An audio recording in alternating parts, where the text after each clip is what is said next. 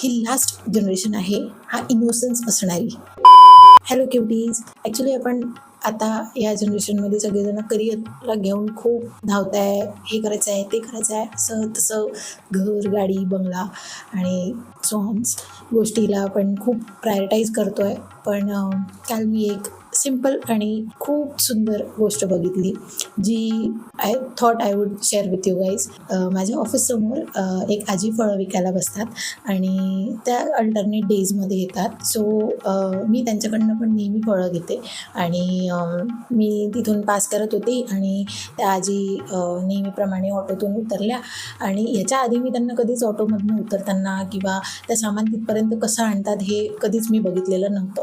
So मला त्या काल पहिल्यांदा ऑटोतून उतरताना दिसल्या आणि तो ऑटोवाला दादा पण असा यंगच असेल.